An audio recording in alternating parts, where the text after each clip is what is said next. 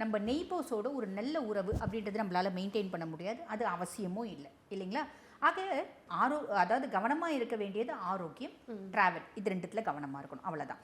அதுக்கப்புறம் ராகு கேதுவை பற்றி சொல்லணும் அப்படின்னமா, ராகு 1 கேது 7. ராகு 1ஆம் பாவத்தில் இருக்கும்போது ஒரு சில நெகட்டிவ் இம்பேக்டும் இருக்குது, ஆனால் குருனோட பார்வை இருக்குது. அப்போ நெகட்டிவ் இம்பேக்டை நம்ம யோசிக்க வேண்டாம். அதாவது குரு சண்டால யோகம் அப்படின்றது இருக்குது. பாசிட்டிவ் என்ன அப்படின்னா, ஏதாவது ஒரு விஷயத்த செஞ்சாங்க அப்படின்னா இதில் எனக்கு சாட்டிஸ்ஃபேக்ஷன் இல்லை, அந்த விஷயத்தை இன்னும் நான் பக்காவாக செய்யணும். புரியுதுங்களா.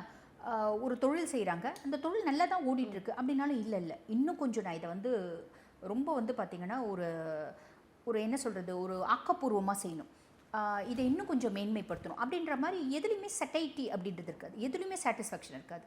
அந்த மாதிரி இது ப்ளஸ்ஸாக நம்ம எடுத்துக்கலாம். ப்ளஸ்ஸாக எடுத்துக்கிறது தொழில் ஸ்தானத்தில் இல்லை குடும்பத்துக்கு இவங்க செய்யக்கூடிய விஷயங்கள், இந்த மாதிரி நல்ல விஷயங்களில் இவங்களுக்கு இன்னும் வேணும், இன்னும் கொஞ்சம் செஞ்சால் நல்லாயிருக்கும், இன்னும் கொஞ்சம் செஞ்சால் நல்லாயிருக்கும்னு அதுக்காக பார்த்திங்கன்னா மெனக்கெடுவாங்க. இது ஒரு ப்ளஸ் அப்படின்னு தான் சொல்லலாம்.